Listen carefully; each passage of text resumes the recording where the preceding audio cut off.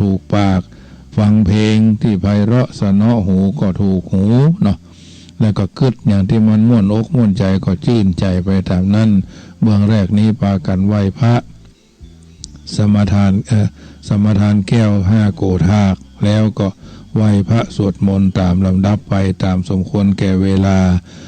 ตั้งใจกราบอะระหังสัมมาสัมพุทโธภะคะวาพุทธังภะคะวันตังอภิวาเดมิกราบ สวากขาโตภะคะวะตาธัมโมธัมมังนะมัสสามิกราบสุปฏิปันโนภะคะวะโตสาวกสังโฆสังฆังนะมามิกราบ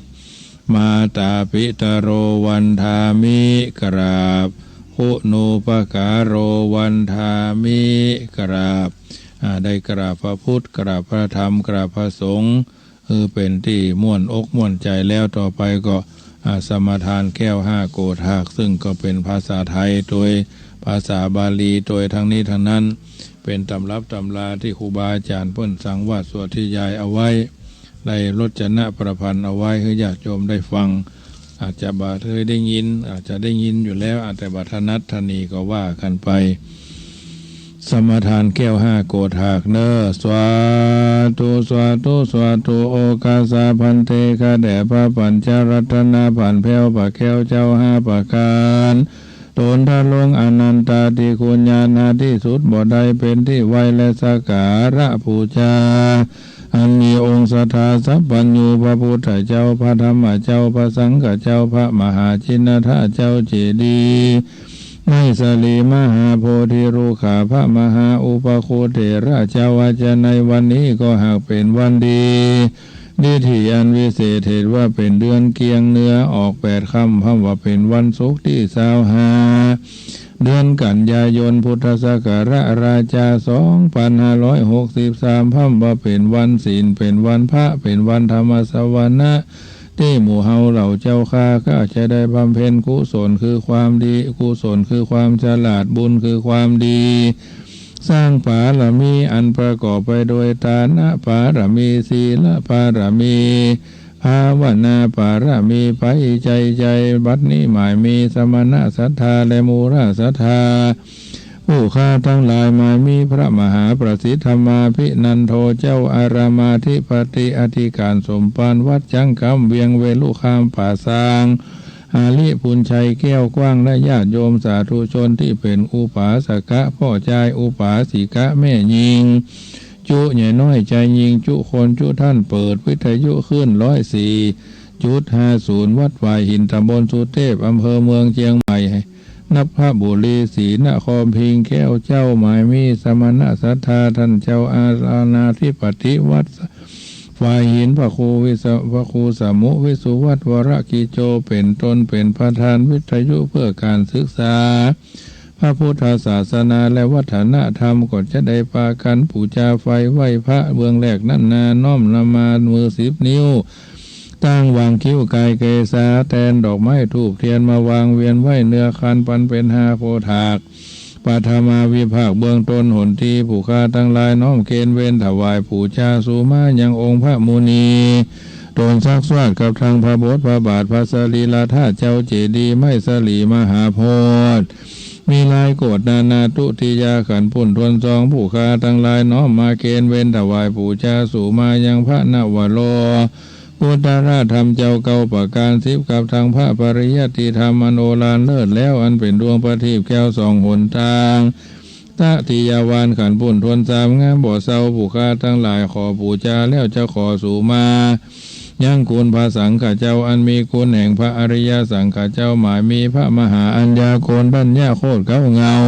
เอตระหิทราบต่อเต้าถึงสังฆาสามุติสังฆเจ้าเป็นปริโยสานจตุทวารขันปุ่นทวน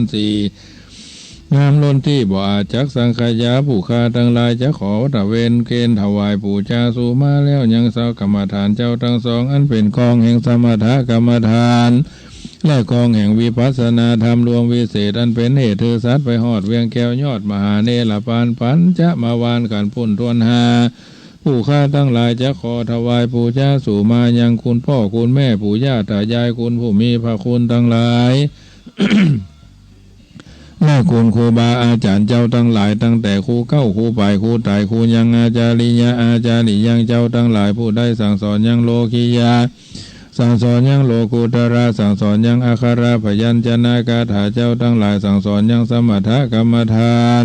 วิปัสสนาธรรมกรรมฐานทัดลาต่อเท่าถึงอาจารย์ปัจจุบันนี้ใส่ผู้ข้าทั้งหลายก็ย่อมือ10 นิ้วนบน้อมไว้แล้วลวดขอปู่จาสูมาหลอนว่าผู้ข้าทั้งหลายได้ประมาทอเนกจาติหลอนด้วยมีกายกรรมตั้งกายวจีกรรมกรรมมโนกรรมกรรมคืดได้ประมาทในอิริยาบถทั้งสี่ได้นั่งได้นอนได้ยืนได้เที่ยวหู้แจ้งถี่ได้กระทำก็ดีบ่หู้แจ้งถี่หากได้กระทำดอนนี้ขอเฮือผู้ข้าทั้งหลายมวลฝูงนี้เขาก็ขอขมาเสียโทษนากรรมทั้งหลายกลายเป็นนาทิวิปาโกอโหสิกรรมจะได้เป็นนิวรธรรมกรรมอันแก่นกาอันจักหามหนทางไปสู่จันฟ้าและเนรปานเสียแก่ผู้ข้าเที่ยงแท้ดีหลีโดยมีแท้นอโยคาวาจาระนักบัณฑิตนักปราชญ์เจ้าทั้งหลายมาแล้วแต่ขังก่อนได้สักการะปู่จาสู่มาแก่องค์พระแก้วเจ้าทั้ง5โกฏากมีองค์สลีสัพพัญโญเป็นต้นพระพุทธเจ้าเป็นต้นเป็นประธานหันมาปูนปานนี้แล้วได้เสพสร้างนิสันตภระอานิสงส์มีด้วยประการฉันได้ก็ดีขอจุงฮือผู้ข้าทั้งหลายจุงได้เสพสร้างนิสันตภระอานิสงส์ปั้มเพ่งโยคาวาจาราสัพพุริสาเจ้าทั้งหลายพงมาแล้วแต่กลางก่อนนั้นจุงจักมีเถจะบุญญาราศีนี่นาผู้ข้าทั้งหลายจักอุทิศถวายไปหายังบูรพามหากษัตริย์เจ้าทั้งหลายบูรพาอาจารย์เจ้าทั้งหลายถ้าเหล่าต่อเต้าเถิงพ่อแม่ปู่ย่าตายายข้าขุนวงศาพ่อเกิดไม่เกิดเจ้ากรรมนายเวรพระภูมิเจ้าที่เท้าเจ้าทุโลกขบาลทั้งสี่เสือวัดเสือวาเสือบานเสือเมืองเทวบุตรเทวดาเจ้าทั้งหลายอันรักษายังวัดวาศาสนาเสียงจุติถ้าเหล่าต่อเต้าถึงภูมิเทวดารักษายังแผ่นดินลูกค้าเทวดารักษายังต้นไม้พระพัตตาเทวดารักษายังภูเขาเจ้าจอมดอยชากามาเจ้าอากาศเทวดารักษายังลวงอากาศกวางกังเฮาชากามาวจราเทพินอินพลโยมราชคุณหนักน้ำนาทีนางนาไทยทอลนีตนจำบุญตนจำบาปตนจำน้ำหยาดเมียดหมายตานจุงมาปัตตาอนุโมทนาในทีคาการะบัดนี้ยามนี้นั่นจุงจักมีเที่ยงแท้ดีลีโดยมีแท้นอโยบัดนี้ผู้ข้าทั้งหลายจักอุทิศถวายบูชายังบุเป็นสุมาเป็นมโคตภาษาบาลีว่าสวตุอีตังโนอาคีมัตุบูภาราชาปูชาสัจกาลวะตานังโจติทานังสัมมาสัมพุทธัสสะธรรมัสสะสังฆัสสะมหาจินทัตโตมหาเจติยังมหาโพธิโลกังสักจังเตมาปูเจมาอุติยัมปิตติยัมปิอิทังโนอาคิมัตุบูภาราชาปูชาสัจกาลวะตานังโจติธรรมังสัมมาสัมพุทธัสสะธรรมัสสะสังฆัสสะมหาจินทัตโตมหาเจติยังมหาโพธิโลกังสักจังเตมาปูเจมาอุติยัมปิอิทังโนอาคิมัตุบูภาราชาปูชาสัจกาลวะตานังสัมมาสัมพุทธัสสะธรรมัสสะสังฆัสสะมหาจินทัตโตมหาเจติยังมหาโพธิโลกังสักจังเตมาปูเจมะอาจโยโนพันเตอาจกามายะถาภเรยะถามูระเหยะถาอากุสเลเยมะยังพุทธธรรมสังฆาสังฆเทสุทิลาตเนสุอธิเตวาปัจจุปเนวาอวิวายะทิวาระโหวากาเยนะวาวาจายะวามนัสสาวาปะมะตังวามกาอาการะวังวากาสิมาทิสวยะถาธรรมังปฏิกโรมาเตสังโนปันเตพุทธาเตรัตนาปัญจกังอนุกัมปังอุปาทายะอาจายังอาจายะโตปฏิคันหันตันหาทุขมันตัวยะติงสังวลิสามานาปุเนวังปฏิกริสามะนิจังวัฏนิพพานังสุขังวัฏนิพพานังสารังวัฏนิพพานังนิพพานังปะละมังสุขังต่อไปก็ทำวัดพระเนอโยสันนิสิโนวาระโพธิโมเรมารังสะเสนังมหันติง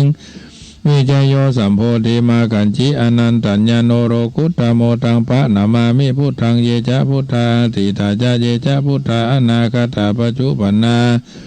ยะเยพุทธาหังวันตามิสัพพตาเยติปิโสภะคะวะอะระหังสัมมาสัมพุทโธวิชาจารณะสัมปันโนสุขโตโลกวิโต อนุตตรปุริสธรรมสารติสัทธาเทวมนุสสานังพุทโธภควติพุทธังชีวิตังยาวานิปานังสารนังกัจฉามินัตถิเมสารนังอัญญังพุทโธเมสารนังวรังเอเตนะสัจวเจนะโหตุเมเจยมังกลังอุตตมังเกนะวันเดหังปาทาปังสุวรุตตมะพุทเทโยคาลิโตโตโสพุทโธคาตุถังมะมังอาตังกิโกอริยปัตโตจนานังโมคาปเวสายะอุจุกามะโกธัมโมอโยอาธัมโมอายังสันติโกสันติกโรปนิโตนิยานิโกตังปานามามิธรรมังเยจะธรรมาติตาจะเยจะธรรมาอนาคตาปัจจุปนาจะเยธรรมาอหังวันตามิสัพพตาสวากาโตภะคะวะตาธัมโมสันติติโกอากาลิโกเอหิปัสสิโกโอปนายิโกปัจจตังเวทิทัพโพวิญโยหิติธรรมังชีวิตังยวานิปานังสารนังกัจจามินัตถิเมสารนังอัญญังธัมโมเมสารนังวรังเอเตนะสัจวเจนะโหตุเมจยมังกลังอุตตมังเคนะวันเทหังธรรมัญจตุวิทังธรรมัญจตุวิทังวรังธรรมเมโยคาลิโตโตโสธัมโมคาตุตังมะมังสังโฆวิสุทโธวรตะขินโยสันตินทริโยสัพพมารพาหิโนคุเนหิเนเกหิสัมมิติปัตโตอนาสาวตังปันนามามิสังฆังเยจะสังฆาติตาจาเยจะสังฆาอนาคตาปัจจุปนาจะเยสังฆาหังวันตามิสัพพตาสุปฏิปันโนภะคะวะโตสาวกสังโฆอุจุปฏิปันโนภะคะวะโตสาวกสังโฆยายะปฏิปันโนภะคะวะโตสาวกสังโฆสามิจิปฏิปันโนภะคะวะโตสาวกสังโฆยะติทังจตาริปุริสายุคานิอัตถาปุริสาภุคลายสาภะคะวะโตสาวกสังโฆอาหุนโยปะหุนโยตักขินโยอัญชลีการณิโยอนุตรังปุญญเขตังโลกาสติสังฆังชีวิตังยวานิปานังสารนังกัจจามินัตถิเมสารนังอัญญังสังโฆเมสารนังวรังเอเตนะสัจวเจนะโหตุเมเจยมังกลังอุตตมังเคนะวันเทหังสังฆัญจตุวิทุตตมังสังเคโยคาลิโตโทโสสังโฆคาตุตังมะมังอิเจวะมัตตัน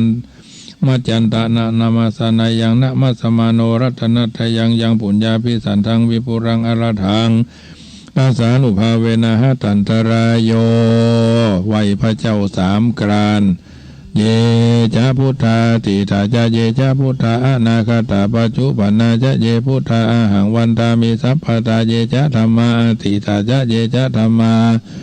อนาคตาปัจจุปนาจะเยธรรมาอาหังวันตามิสัพพตาเยจะสังฆาติถาจะเยจะสังฆาอนาคตาปัจจุปนา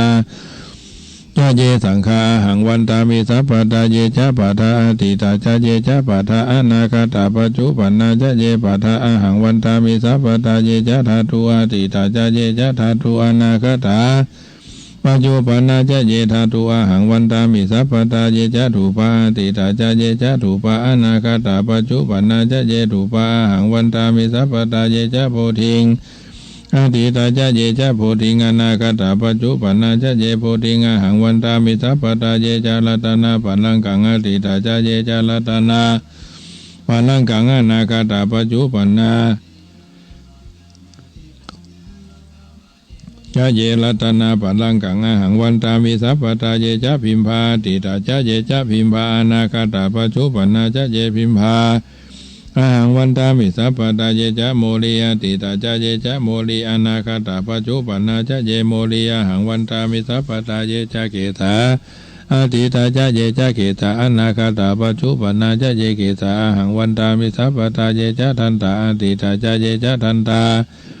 อนาคตาปัจจุปนาจะเยทันตาอาหังวันตามิสัพพตาเยจะจุรามณีอาทิตาจะเยจะจุรามณีอนาคตาปัจจุปนาจะเยจุรามณี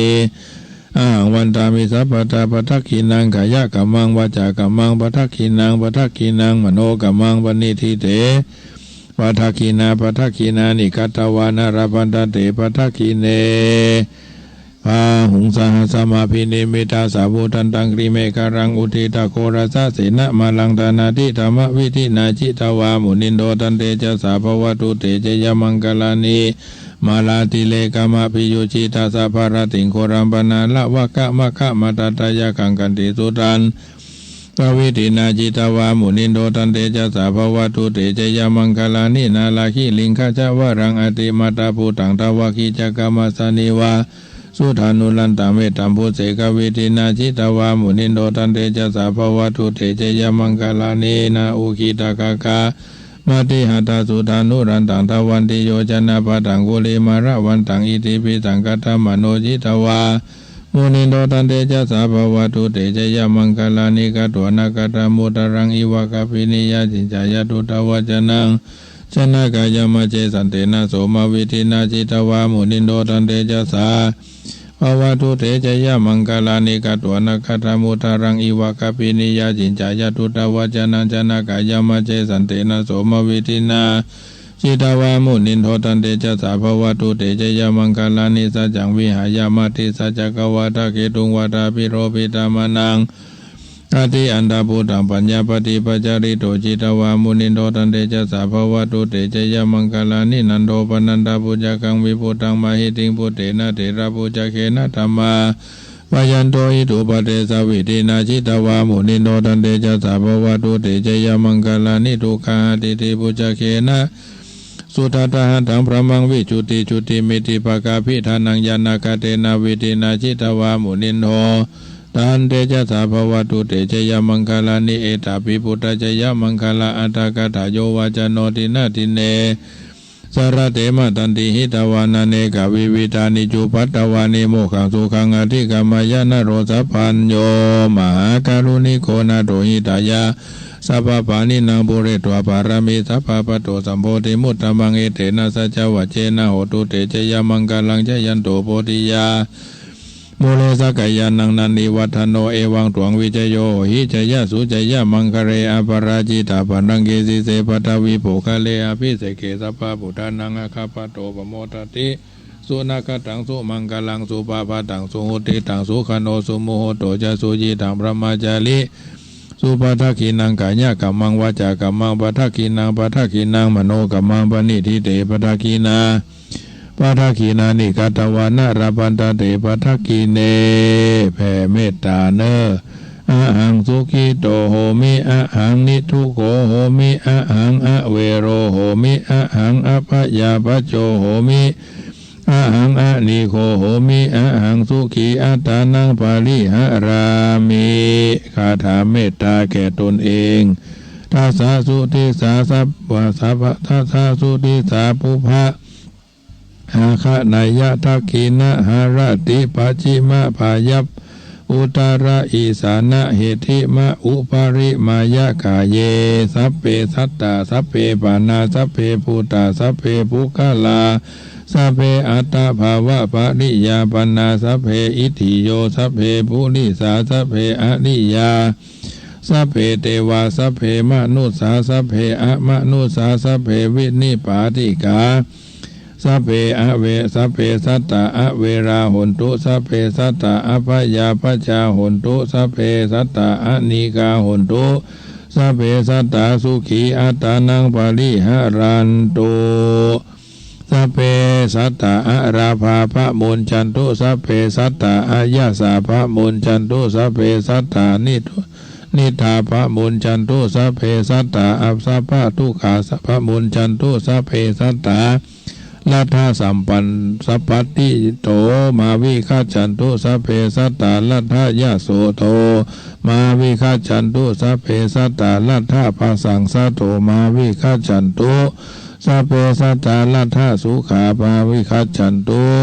สัพเพสัตตานะกัมมะสกากัมมะทายาทากัมมะโยนิกัมมะพันธุกัมมะปฏิสะลานา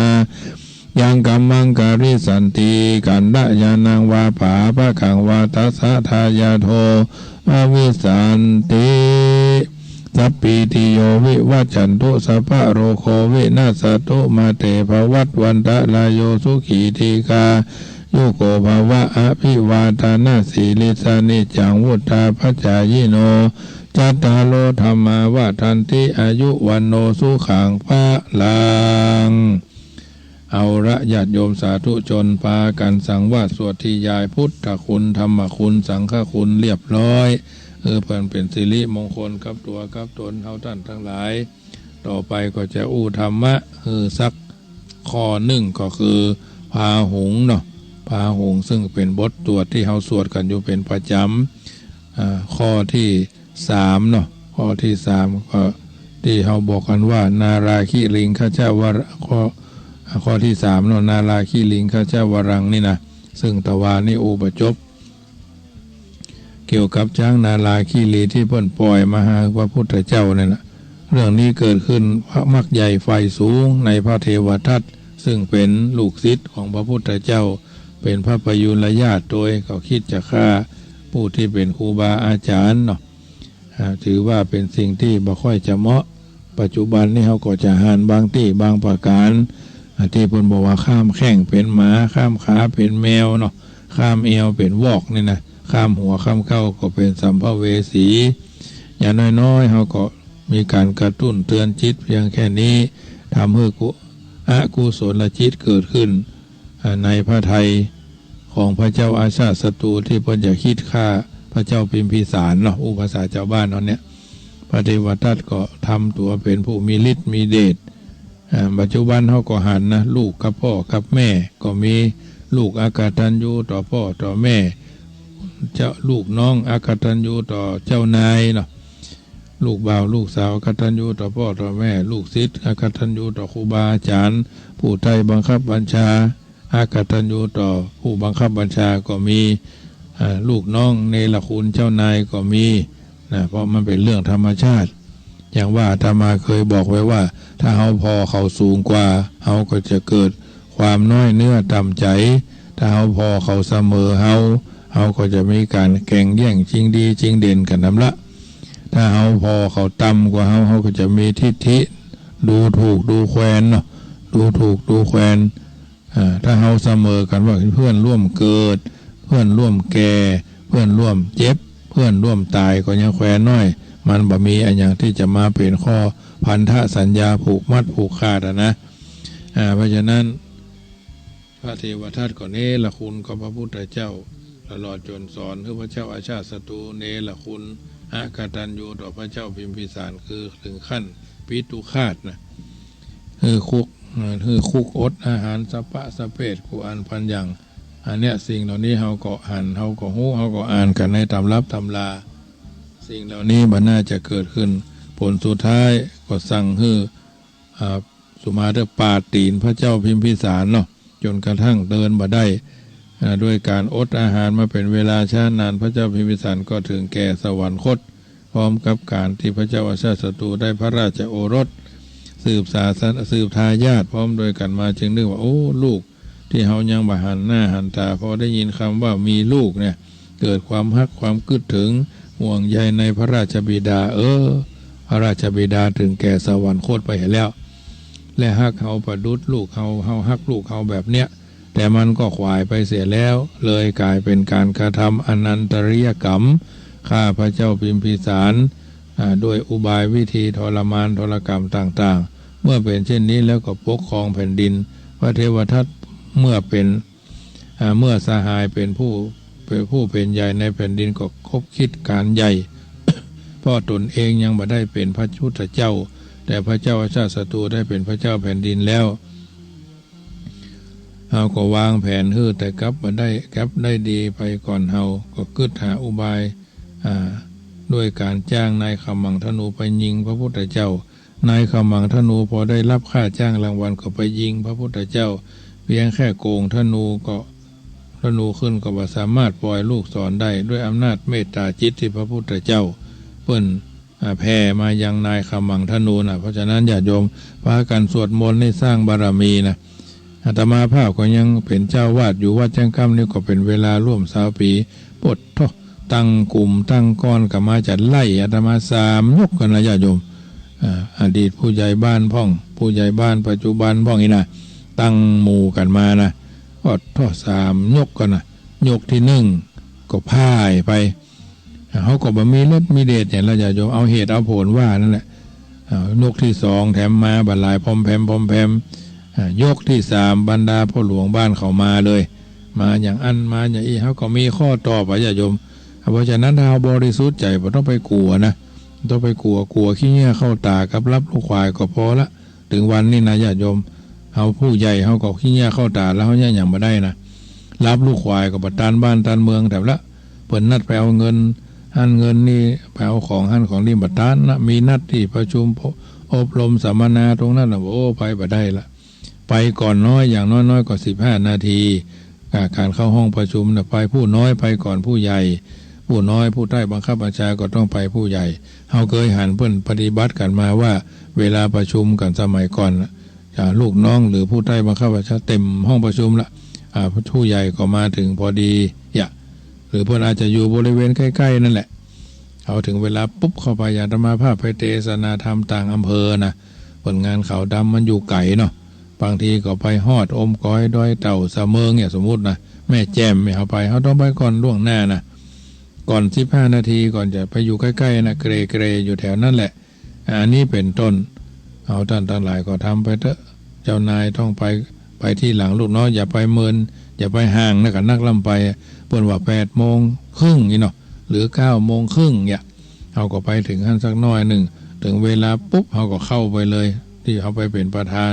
เอาไปเป็นพระองค์เตศไกลนะที่วัดเพิ่นเรียบร้อยก่อน2 ทุ่มสัก15 นาทีเขาก็เข้าไปเลยหรือเพิ่นอาจจะสวดอยู่อย่างอยู่นะเขาก็บ่ต้องไปเข้าไปเตื้อเคารพพระธรรมพระมารยาทในการไปเทศนาธรรมของทุกเจ้าพระเนรก็เหมือนกันเวลาเพิ่นแสดงธรรมอยู่เขาก็บ่ต้องเข้าไปเตื้อบางทีมันอาจจะซ้อนกันเนาะอันนี้เป็นต้นญาติโยมก็เหมือนกันเวลาไปวัดไปวาเพิ่นนั่งกันอยู่เขาก็ต้องค่อยๆเขาไปขวายนะแถมอย่างหนึ่งถวายคำแนะนำแล้วก็ครูบาอาจารย์เพิ่นว่าเวลาทุกเจ้าเพิ่นนั่งอยู่ประธานสงฆ์ก็ดีขึ้นประตูถ้าเขาหันหน้าพระเจ้าไปตะวันออกนี่นะเพิ่นบ่นิยมโดยเฉพาะสุภาพสตรีก็ดีสุภาพบุรุษก็ดีเพิ่นบ่นิยมขึ้นไปทางขวาของพระพุทธรูปนะพุทธรูปหันหน้าไปทางทิศตะวันออกหรอกทุกวัดนะเพิ่นบ่นิยมขึ้นวิหารด้านหลังด้านขวามือของพระพุทธรูปนะอาตมาภาพมาแค่นี้เยอะเลยเพราะฉะนั้นบ่ใช่ว่าอวดหู้บ่ใช่ว่าอวดเก่งอวดเบ่งอวดปองขยองเข้านะเพราะครูบาอาจารย์หลายตนครูบาสีนวลนี่ก็เหมือนกันครูบาอดีตเจ้าวาดวัดสลี2 เมืองอำเภอเมืองลำพูนถึงอาตมาภาพไปเอาลูกแก้วที่เพิ่นไปฮับขอศีลขอพรที่เพิ่นครูบาคำอ้ายนะวัด2 เมืองมรณภาพไปเมืองละครูบาอาจารย์หลายตนครูบาสลีเมืองยูครูบาวัดวังไฮนี่นะเพิ่นไม่นิยมโดยเฉพาะสตรีไม่นิยมขึ้นด้านขวาพระพุทธรูปเพราะตัวเจ้าประธานสงฆ์เพิ่นว่าหัวเพิ่นว่าสังฆนายกะอยู่ตรงนั้นมันมีขันตั้งขันสวดอย่างอยู่นะโดยเฉพาะด้านขวามือพระพุทธรูปสุภาพสตรีทั้งหลายไม่ควรจะขึ้นด้านนั้นนะถ้าสุภาพบุรุษนี่ก็จะพออนุโลมนะแล้วก็ควรจะขึ้นด้านอื่นอันนี้เป็นต้นเสนอไว้เนอะจะเท็จจริงแค่ไหนจะทำก็บ่ทำก็ได้บ่ทำแต่ที่วัดอาตมานี่ทำแบบนี้ไม่ให้ขึ้นมาด้านนี้ขึ้นด้านโน้นนี่นะไม่ใช่ไปช่วงซิ่งจะต้นมอบลาบกราบการนี่แหละเพราะมันเป็นที่ตั้งขันสวดครูบาตนเฒ่าตนแก่เพิ่นมานั่งเพิ่นว่าหัวประธานสงฆ์เนาะสังฆนายกะเป็นประธานสงฆ์อยู่ตรงนั้นทุกระดับสมเด็จมาก็นั่งตรงเนี้ยรองสมเด็จมาก็นั่งเนี่ยครูบาตนเฒ่าตนแก่มาก็นั่งจนเนี่ยเพิ่นว่านั่งหัวแถวอีกเนาะหัวแถวอันนี้ก็ทำความเข้าใจเนอะจำไว้ถ้าทำได้ก็ดีถ้าบ่เป็นไปได้ก็บ่ต้องไปแวดวงแล้วแม่ยิงเพิ่นบ่คือเข้าไปในลานอุโบสถคนเหนือเฮานะลานในอุโบสถบอกว่าวัดใหญ่วัดน้อยวัดเก่าวัดใหม่เพิ่นว่าอุโบสถนี่เฮาต้องทึกอยู่ในใจทันทีว่ามันบ่ควรเข้าไปตรงนั้นเพราะว่าสถานที่มันเป็นที่ศักดิ์สิทธิ์ของวัดแต่ละวัดที่มีอุโบสถนะเว้นไว้แต่เพิ่นยังผูกพัทธสีมาเตื้อได้ยังบ่ได้ผูกพัทธสีมาตัดหวายลูกนิมิตบ่ใช่ตัดลูกนิมิตเนี่ยแล้วลูกนิมิตนี่มีดฟันบักเข้าญาติโยมตัดหวายลูกนิมิตผูกพัทธสีมานะตัดหวายลูกนิมิตผูกพัทธสีมาพัทธสีมาก็คือสีมาที่เพิ่นอาจจะมีรูปอันนั้นอันนี้อย่างที่วัดจังคำนี่ก็มีอยู่3 4 5 6 9เนาะเก้าถึงในหลุมกลางอันนี้ยังมีซุ้มใบเสมาเด้ออันนี้ก็ อาจจะเสนอให้ญาติโยมได้มีโอกาสได้ร่วมบุญกันต่อไปอันนี้ก่อนแล้วจากหลังจากกฐินไปแล้วใบเสมาใบน้อยๆนะก็มี150เข้าใบอันนี้ก็มีไว้แล้วญาติโยมจะเป็นเจ้าภาพก็ได้กระดิ่งก็159แก่นนะอันนี้กระดิ่งที่ห้อยตีนใจขาโบสถวิหารนั่นนะนิ่งน้องนิ่งน้องอาตมาภาพในวิหารบูรณะเมื่อปี555ก็ทำไปแล้วศาลาเท่าสร้างศาลามา5660ก็ใส่ไปแล้วกิ้งก้องมันม่วนดีม่วนอกม่วนใจมันได้ยินมันม่วนใจดีว่าอันเดอเนาะแต่คืนนี่ก็มีญาติโยมมาร่วมทำบุญ5กล่องผ้าป่ากฐินนะกล่องละ100ซึ่งอาตมาภาพได้ประชาสัมพันธ์ไปว่าใครให้เป็นเจ้าภาพผ้าไตรเนาะผ้าไตรซึ่งก็ได้อู้ไปแล้วว่ามีเจ้าภาพเป็นเจ้าภาพมีจำนวน8ไตรถึงไตรเนนเนาะ8ถึงไตรเนนนี่มีโยมพี่ณประดิษฐ์ตระกูลณประดิษฐ์เชียงใหม่ฮับไปแล้วไตร2,000นี่ก็1พ่ออ้ายแม่แก้วลูนสันพง1ไตร2,000 บาทแม่สุกัญญามงคลสวรรค์ผ่าพาวนอก1ไตร2,000 บาทแม่จันชัยต้นแหนน้อยสันปะตอง1ไตร2,000 บาทแม่บุญนำคุณเพื่องเสมิงแม่สาบตำบลแม่ขานแม่สาบเหนือ1กล่อง 2,000 บาทนี่ก็ยังเหลือแถม2ไตรนะไตรละ 2,000 ขนาดกลางนะราคาขนาดกลางนะญาติโยมไม่ใช่ว่าขนาดแปลงเหล่านี้เป็นหมื่นก็มีนะผ้าไตรที่เป็นผ้าไหมญี่ปุ่นนะผ้าไหมที่บางละเหมือนก็ไม่ได้ใส่ผ้านะอันนั้นเขาก็ไม่ใช่ถึงขั้นนั้นเขาก็เอาหมอกให้พอดีเนาะหมอกดูแล้วทุกเจ้าอาวาสก็ปีหนึ่งก็เปลี่ยนผ้า1 ครั้งนะหรืออาจจะ2 ครั้งอาตมาภาพเขาเตือก็2 ครั้งถ้าเขามาถวายวันเกิดนี่นะก็จะเปลี่ยนครั้งหนึ่งแล้วก็ฮับกฐินครั้งหนึ่งที่เป็นเจ้าอาวาสนี่ก็ทำอย่างเงี้ยวันสำคัญแม้กระทั่งผ้าที่ได้รับพระราชทานเมื่อตั้งประเรียน2533ก็ยังไม่ได้ห่มด้วยนะเพิ่นถวายเมื่อตอนที่ฮับพัดประเรียนทำ6 ประโยคตอนนั้นอายุ25กันอายุ25ฮับมาก็ยังไม่ได้ใช้เพราะว่าถือว่าเป็นของพระราชทานเนาะแต่ละพัดประเรียนครับเปิดห้องว่าบ่ายวันนี้พระบาทสมเด็จพระเจ้าอยู่หัวนะทรงพระราชทานโปรดเกล้าโปรดกระหม่อมองค์นั้นองค์นี้เสด็จเนี่ยนะตอนนั้นอาตมาภาพก็ได้รับผู้แทนพระองค์เปิดมาเสด็จตรงตั้งประเรียนธรรมนะประเรียนธรรมประเรียน9ตอนนั้นก็ได้อันดับที่192นะไล่จำนวน200 กว่ารูปชุดรุ่นนั่นนะอันนี้ก็น้อมเอิญเจริญพรให้ทราบเป็นเจ้าภาพผ้าไตรก็เป็นเจ้าภาพผ้าไตรก็ได้เนี่ยทำ2 ไตรส่วนกฐินนี่1 ปันของตามเจ้าภาพวันที่แรกไว้กองเพชรกองเงินกองทองนี่ว่าบ้าเอาว่าใครจะเป็นเจ้าภาพกองรับ100ก็ได้ปันกองก็พ่อหลวงพ่อก็หอมกันแล้วแต่เขาจะมีความพร้อมอันนี้ก็แจ้งให้ญาติโยมได้ทราบแล้วมีโอกาสก็ร่วมกันวันที่10 ตุลานี่ทอดกฐินบางเทื่อนี่เพิ่นมีกฐินผ้าป่าห่างกฐินโดยนะสมทบทุนในการค่าใช้จ่ายวัดวาอารามค่าน้ำค่าไฟแต่คนอย่างคนใต้คนกรุงเทพเพิ่นมาทอดทางบ้านเฮานี่เพิ่นจะนิยมอย่างนั้นนะหรือในกรุงเทพผ้าป่าห่างกฐินแล้วแต่อันนี้โดยมากจะเกิดกับคนสวนสามารถอยู่จังหวัดนนท์5 ปีนี่นะอยู่จังหวัดนนท์นี่เพิ่นก็จะมีไปเป็นเจ้าภาพกฐินเรียบร้อยแล้วก็จะมีผ้าป่าห่างกฐินผ้าป่าห่างกฐินก็เป็นค่าน้ำค่าไฟของวัดนั้นมันคนละอย่างเงินก่อสร้างก็คือเงินกฐินเนาะงานค่าน้ำค่าไฟของถวายเจ้าวาดเอาไปใช้ค่าน้ำค่าไฟเดือนเท่าใดเพิ่นก็จะหอมกันนะที่เกินมาที่เคยผ่านมาก็เอาเก็บเล็กเก็บน้อยเอามาให้ญาติโยมได้ฟังบางเทื่อนี่อย่างเขาไปทอดกฐินเป็นเจ้าภาพเนี่ยเขาจะต้องถามวัดนั้นมีกี่ตนพระมีกี่ตนเนนมีกี่ตนเจ้าภาพนี่จะต้องไปเช็คเองนะจะดีที่สุดญาติโยม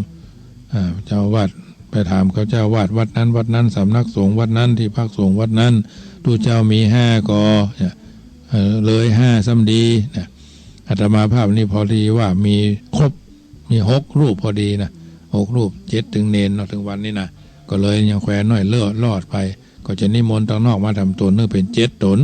7 ตนมาจำเริญพระพุทธมนต์วันที่10 ตุลานี่นะทุกปีอาตมาภาพบ่เคยขาดตู้เจ้าเนาะ ถ้ามันบ่ครบก็จะนิมนต์วัดพระบาทผ้ามาจำภาษาตัวอย่างมันครบ5 ตนขึ้นไปนะเพื่อสบายใจเพราะว่าเขาเป็นมหาปรริญญาเนาะแล้วเป็นผู้รู้ตัวก็เลยเนี่ยยังบ่ค่อยถูกต้องมันมีความละอายอยู่ในใจสะกิดใจทึกทันทีเหมือนกันนะเพราะฉะนั้นไปวัดไปวาเอาหนังสือสวดมนต์ไปตัวก็ได้ไปวัดช่วงเจ้าก็เอาหนังสือสวดมนต์ไปสวดมนต์คนเดียวก็ได้ว่าเบาๆหรือนั่งสมาธิก็ได้เว้นจากการอู้หรือว่าก่อนที่เพิ่นยังมาทำพิธีก็อู้กันได้ทักทายกันพอสมควรนั่งห่างๆกันด้านซ้ายก็ศอกด้านขวาก็ศอกด้านหน้าก็ศอกด้านหลังก็ศอกนึ่งจะสบายเอาหนังสือไปตัวหรือบางวัดนี่เพิ่นทำวัดสวดมนต์ก่อนใส่บาตรนี่เนาะก่อนตักบาตรเนี่ยที่วัดจังกำนี่พอเพิ่นโยงเข้าบาตรอย่างเรียบร้อยเพิ่นจะมีการไปทุเจ้านี่เดินบิณฑบาตจากกุฏิมหาวิหารหรือรอบหน้ากุฏิพจน์ไปทางศาลา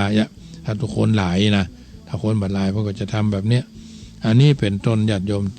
ที่แต่ละวัดมันเหมือนกันเอามาวัดนะเขาก็ใส่สวยใส่ขันแก้วตั้งใส่อันปูจาเต้าตั้ง4มี6สวยหรือ6เพิ่นจะแปลงกำเข้ามาหัวนิ้วมือนี่นะ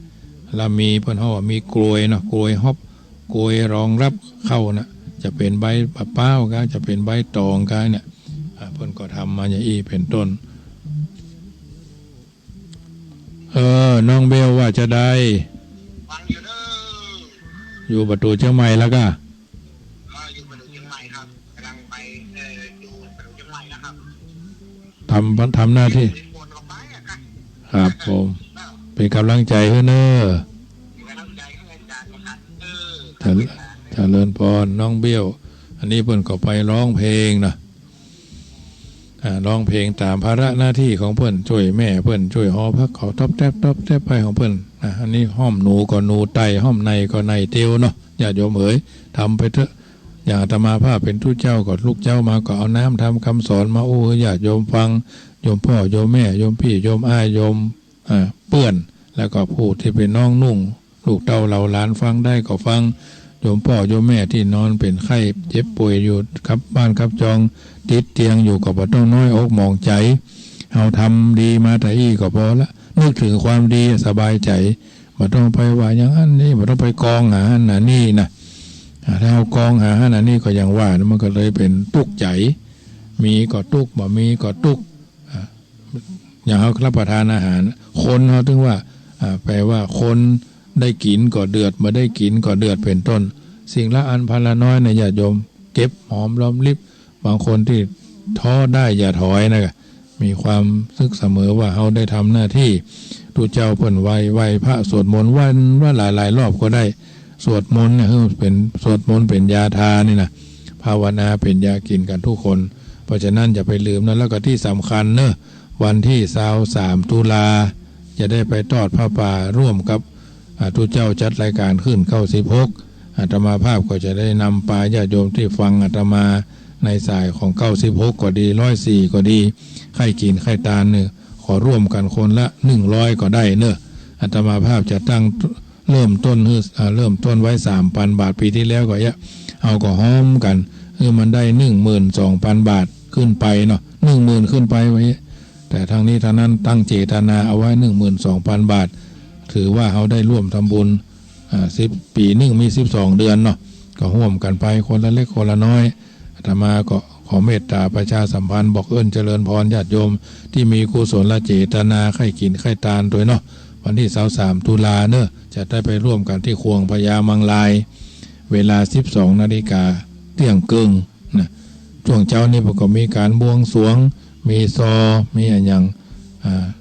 ปนห้องว่าพิพาทปาดกล้องมีการละเล่นมีการวาดภาพอย่างอยู่ตรงนั้นแล้วก็ฉันเพลเรียบร้อยก็เที่ยงครึ่งก็ปะกันที่ควงอนุสาวรีย์พระเจ้า3 กษัตริย์ที่หน้าควงแล้วเขาก็จะแห่กันไปหั่นแห่จากหั่นไปเข้าไปที่พิธีเอาเป็นงานบ่ฮื้อเข้าก่อนนะปีแล้วนี่ต่างคนต่างเข้ากันพ่องคนนั้นก็เข้าแล้วคนนั้นก็เข้าแล้วถือว่าเป็นสิ่งที่เขาก็ช่วยกันในนามของพระเจ้าพระสงฆ์จังหวัดละปูนมีวัดจังกำแล้วก็วัดโบสถ์น้ำดิบ2 ตนนี้ได้เข้าไปอู้รายการธรรมะทางขึ้น96ถึงเวลาที่เขาจะได้ร่วมด้วยช่วยกันบำรุงสถานี ญาติโยมที่ฟังรายการนี้ก็ร่วมด้วยช่วยกันเนอะคนละร้อยก็ได้10 บาท20 บาทก็ได้นะคือมันเกินหมื่นขึ้นไปก็จะได้เอาไปถวายเพื่อนทุกปีแล้วเฮาก็ถือว่ามีอยู่3 ตนที่แน่นอนนะมีท่านอาจารย์หลายตัวนะท่านอาจารย์มหาพิษณุหลวงพ่อท่านพระครูอาทรท่านพระครูวิสิทธิ์ที่ขึ้นหมื่นนี่นะ10,000ไปต้องไม่ใช่ว่าเพื่อนว่าเฮาเอาถือว่ามติที่ประชุมเป็นหลักว่าเพื่อนขอกันคนละ10,000ขึ้นไปเนอะอย่าขอกันหรอกความกำขอนี่มันแพงกว่ากำซื้อเอาได้ใจสถานีมาเวลากี่ปีได้หันได้นี่กับมากี่เตื้อเนี่ยเอาต้องจะนักจะน้อยก็ถ้ามีเจตนาเพราะว่าทุกสิ่งสมหวังต้องตั้งใจนะด้วยความจริงใจด้วยความจริงจังด้วยความจริงแท้เพราะฉะนั้นญาติโยมสาธุชนได้ยินได้ฟังแล้วยังไม่ได้ไปวัดนี่ก็โทรเข้ามาเนอะแต่ช่วง6 โมงถึง7 โมงนี่ก็คงไม่ได้จัดเพราะว่าวันนี้วันพระเสร็จจากที่นี่แล้วก็คงจะได้ไปต้อนรับญาติโยมที่เพิ่นมาวันศีลวันพระอาจจะมาต้านขันเข้ากาจะมาต้านขันเข้าแต่คืนนี่ก็ไม่ได้จัด104 สักกรรมเพราะว่ามีงานข่าวดำลูกของแม่ของคนขับรถวัดพระบาทตากผ้ามานิมนต์พอค่ำจักนื้อจะเอาหนังตันไหนนะครับตันวันพุธเพื่อก็จะพระชาพนกิจศพละอันนี้ก็เพราะอย่างเพราะว่าสุรานั่นแหละสุภาพสตรีอายุ63-64กินเหล้าจนถ้าภาษาชาวบ้านก็กินเหล้าจนตายเนาะสามีก็ตายไปแล้วกับเหล้านี่แหละกินเหล้าพอยังไม่ใช่คนนะเวลากินนั่นนะเป็นผีไปนะผีสุราเข้าสิงในที่สุดหมอบอกว่าจะไปกินแล้วยั่งเหียลดลงเหียตับจะแข็งน้ำไปนะได้กินอันบ้านตายก็คือตายอย่าเป็นเอาไว้ในที่สุดก็ถึงแก่กรรมลงไปก่อนไปตามวาระนวันพุธก็จะชาปนกิจค่ำคืนนี้วัดพระพุทธบาทถาผ้าเทศสวดตะคืนในธรรมผ้าไปเทศไปสวดธรรมดา ก็เลยขออนุญาตหลวงพ่อท่านพระครูสมุวิสุวัตรเพราะฉะนั้นญาติโยมสาธุชนก็เป็นการที่ช่วยเหลือเกื้อกูลกันสงเคราะห์ประชาชนเนาะเพิ่นอยู่ในเขตบริเวณในตำบลเดียวกันก็ช่วยกันไปสิ่งละอันพละน้อยที่เราทำกันได้เพราะฉะนั้นวันนี้เป็นวันศีลพากันไปวัดสำรวจพระไตรรัตน์คือพระรัตนตรัยว่าพระพุทธเจ้ามีปัญญาคุณบริสุทธิ์ที่คุณมหากรุณาที่คุณพระธรรมเจ้าสอนให้เราละชั่วทำดีพระอริยสังฆเจ้าชี้ช่องบองทางได้ศึกษาเรื่องไตรสิกขาศีล 5ศีล 8ศีล 10ศีล227สมาธิตั้งมั่นในการไปสังวาสสุติยายบัลลงบัลลืมบัสลังพังพาดบัสลังพังเผลอแล้วก็ต่อมาก็คือสมาธิประกอบปัญญารู้แจ้งแทงตลอดอันใดที่เป็นประโยชน์เราก็ทำที่มันไร้ประโยชน์เราก็บ่ทำให้ศึกษาเรื่องไตรทวารไปวัดนะกายวาจาจิตใจใสสะอาดก็บ่ถึงขั้นเต็มร้อยก็ได้สัก70-80ก็ยังดีกายเรียบร้อยนี่โดยมากก็เรียบร้อยกันอยู่แล้วอาบน้ำล้างหน้าแปรงฟันคัดสีชวีวันอยู่แล้ววาจาเอาไปโอ้นินทาว่าให้ต่อหน้าพระเจ้าจุกจิกจุกจิกจุบจิบกันกับคนนั้นคนนี้ก็จี้โบยจี้บ้ายก็เนี่ยอันนี้ก็คือวาจาแล้วก็ใจก็ขอคือใสน้ำเพชรที่ว่าใสสู้น้ำใจที่บริสุทธิ์มาได้อันนี้เรื่องไตรทวารแล้วก็ไตรลักษณ์ก็คืออันนี้จังไม่เที่ยงทุกขังเป็นทุกข์อนัตตาบ่ใช่ตัวบ่ใช่ตนเป็นต้นเพราะฉะนั้นญาติโยมสาธุชนท่านผู้ฟังรายการเสียงธรรมรับอรุณภาคเจ้าจะไปลืมวัดจังกรรมเชิญร่วมทำบุญเป็นเจ้าภาพกฐินทอดสมทบโบราณกุฏิโบราณอุโบสถวัดจังกรรมเป็นกอง 1,000 กองละ100 บาทเป็นกอง1,000 กองละ100 บาทส่วนผ้าไตรละ 2,000 บาทยังเหลือแถม2ไตรไตรถวายทุเจ้าสังฆทานก็อันนี้เจ้าภาพเพิ่นก็จะถวายปัจจัยนะเจ้าภาพนี่เพิ่นมีกับปัจจัยกับซองเนาะกับปัจจัยกับสวยเขาก็เลยถาผ้าไตรดีกว่าเป็นของถวายพระดียังเหลือแถม2ไตรไตรละ 2,000 บาทวันที่23ตุลาวันที่10ตุลาทอดกฐินที่วัดจังกรรม23ตุลาก็เริ่มร่วมทำบุญกันครบรอบสถานี781 ปีในควงพญามังลายตั้งพระป่ากัน อาตมาภาพก็น้อมเอิญเจริญพรญาติโยมร่วมกันเนอะคนละเล็กคนละน้อยคือมันได้10,000 บาทขึ้นไป50 ตนที่จัดรายการนี่ก็50,000บำรุงสถานีบางทีบางครั้งปีที่แล้วได้สตางค์2,000 บาท200,000 ปลายเกือบ300,000ท่านพระครูบายังกวงพระก็ชี้แจงว่าได้จ่ายไปตรงนั้นมีบัญชีรายรับรายจ่ายอยู่ที่วัดยังกวงสามารถตรวจสอบได้นะจ่ายเครื่องหั่นเครื่องนี้มีรายจ่ายหมดเพราะฉะนั้นญาติโยมสาธุชนวันนี้วันคล้ายวันเกิดท่านผู้ใดภายผู้หนึ่งครบรอบวันเสียชีวิตภายผู้ใดผู้หนึ่งขอแสดงความยินดีที่มีอายุยืนไปแถมและก็ขอแสดงความเสียใจที่ท่านได้สูญเสียบุคคลนั้นเป็นที่ฮักไปแล้วหลายปีกุศลบุญญาราศีย่อนนี้ขอเป็นตบะเดชะเป็นภารวะปัจจัยเป็นอุปนิสัยนำส่งคุ้มครองญาติโยมอยู่เย็นเป็นสุขอายุมั่นขวัญยืนจุคนจุท่านปะกันใหม่เนอะ17 นาฬิกาสวดมนต์กรรมฐานขึ้นลูกทุ่งเชียงใหม่เนอะหรือ Facebook ไลฟ์สดก็ได้17 นาฬิกาถึง 18 นาฬิกาท้ายที่สุดนี้รัตนัตยา